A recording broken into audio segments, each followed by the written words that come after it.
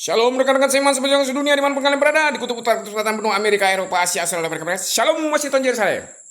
Jadi begini adik-adik ya, sebelum menuju tahapan, segala sesuatu kerja itu ada tahapan. Makanya nggak boleh palsu-palsu ya. Jadi sebelum menuju tahapan perang ideologi, apa yang dipermainkan mereka? Data. Gak usah jauh-jauh deh, data Bank Indonesia, data TNI. Lihat aja tuh, sales, leasing motor, kredit motor, kartu kredit, bank-bank itu.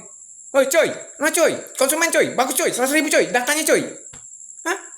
Itu data konsumen kredit motor itu. Udah rahasia umum lah, transaksi. Apalagi calon, maaf cakap ya, siapa yang berani jamin data di KPU itu nggak kemana-mana? Oh coy, Malaysia, ini calon pemimpin Indonesia nih, sekian nih. Apalagi kemarin pusat data nasional jebol. Jadi adik-adik, nggak ada guna kalian itu. Sudah dipegang semua data ini. Ya kan? Makanya kami santai aja, ya kan? Makanya Mulyono, lu lupa kasus-kasus ijazah palsu di Indonesia banyak. Contoh, waktu itu PM dari Partai Demokrat, waktu itu kan mau calon gubernur siapa, di marga apa, lupa saya. Bermasalah. Pertanyaan kenapa dia digagalkan? Kenapa kau diloloskan? Nah, kenapa tentara itu kan sudah tahu semua siapa itu. Mungkin Pak SBY atau orang-orang Demokrat Sumatera Utara masih ingat kasus calon gubernur dari Sumatera Utara yang PM tentara itu kan. Kenapa dia digagalkan? Kenapa ini diluluskan? Orang kan ngecek, oh ini tentara, ini ada merah putihnya, ada pernah irisan dengan Pancasila. Oh ini nggak jelas ini tapi bodoh, ini dipelajari orang. Makanya saya bilang nggak usah ngomong data Bank Indonesia, data Dinsos. Lihat aja di lapangannya. Oh, data kartu kredit, data leasing motor. Coy, leasing motor coy, bagus coy konsumen, ditolak oleh leasing ini coy, 50.000 coy. Dijual. Udah rahasia umum itu.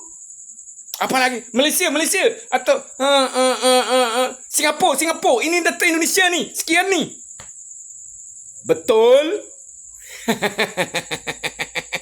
Jadi makanya belajar ya. Makanya saya bilang waktu itu berkali-kali, kalian kan nggak ada sejarah bertempur perang kolonialisme. Maka saya suka nyindir bilang Soeharto tuh pakar intelijen.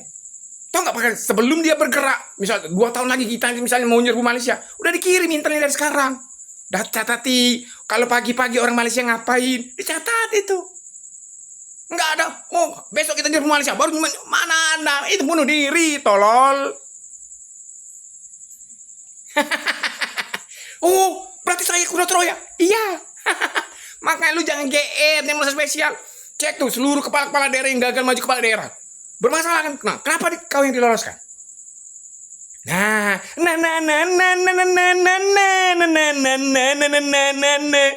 Ini perang global, perang ideologi. Makanya hati-hati. Orang kan ngecek, oh kalau misalnya contoh yang orang Demokrat yang PM itu kan, ini pasti ada baca sejarah Kadapi nih, militer, pasti ada baca buku. Yang ini, wah ini kuliah, ini pasti ada sejarah baca buku. Yang ini, wah nggak ada sejarah sekolah, nggak ada baca buku, tenangkan saja, masuk. Psikologi. Kau mungkin nggak pernah ngambil kredit motor ya Mulyono. Orang sebelum ngambil kredit motor apa? Disurvei. Nah, apa filosofi survei itu? Ini Pak datanya disurvei. Begitu juga mau nyerbu sebuah enggak. Diambil dulu datanya. Disurvei, oh gimana kondisi anak ini. Nah, sama itu prinsipnya. Walaupun teknisnya beda. Kalau kredit motor kan ya berapa 10-50 juta. Kalau perang antar ideologi negara kan. Makanya kau belajar Mulyono. Jepang sebelum masuk Indonesia apa yang dikirimnya. Tentara Jerman sebelum masuk ke Eropa apa yang dikirimnya. Belajar. Jangan bukan belajar.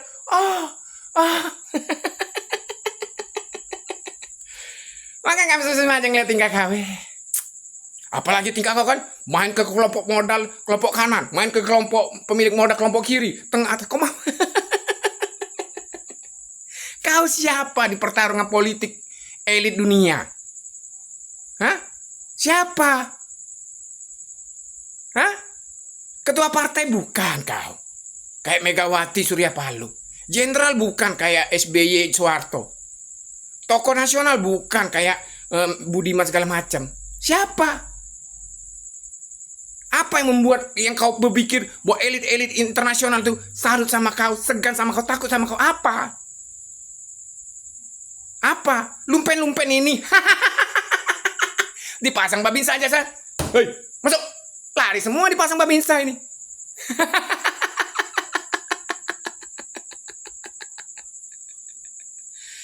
Jadi, selamat datang di perang ideologi internasional.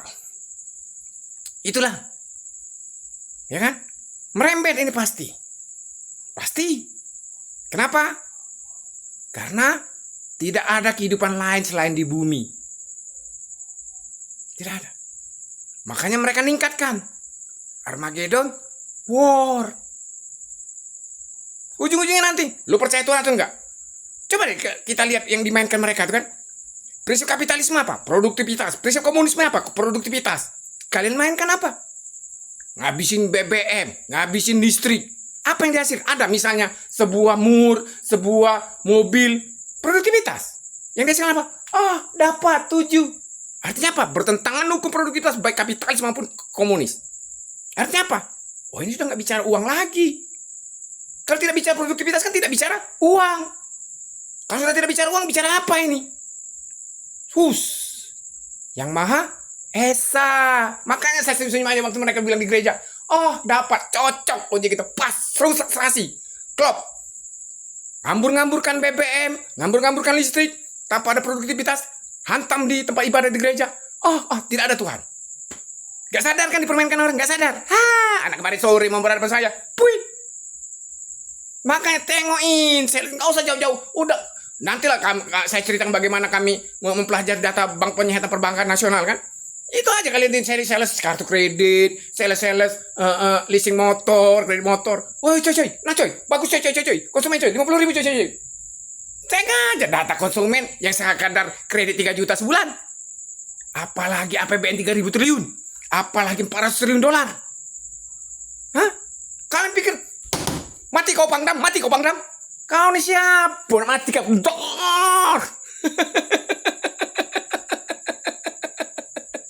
Lanjutkan. Makanya saya bilang ya, perang ideologi itu perang data. Nanti menggunakan senjata tajam, senjata api nuklir terakhir. Sudah kumpul semua data, siapa kepalanya, siapa penyandang dananya, sikat sampai ke akar-akarnya. Itu namanya perang. Bukan, dapat. Oh iya. Itu makanya saya suka bilang, saya cek kan jenderal-jenderal, maaf cakap Bapak Jenderal ya. Ada nggak ada sejarah mereka prakolonial? Nggak ada. Ya kan? Makanya, ini yang dilumpuhkan apa? Siapa yang melumpuhkan dan siapa yang dilumpuhkan? Dan tujuannya kemana? Ya kan? Makanya belajar. Karena kita di bumi. Kecuali kalau ada adik-adik yang, aku ini bukan di bumi, jam 10 kami ke Mars, ke Pluto. Atau ke diskotek itu, Venus.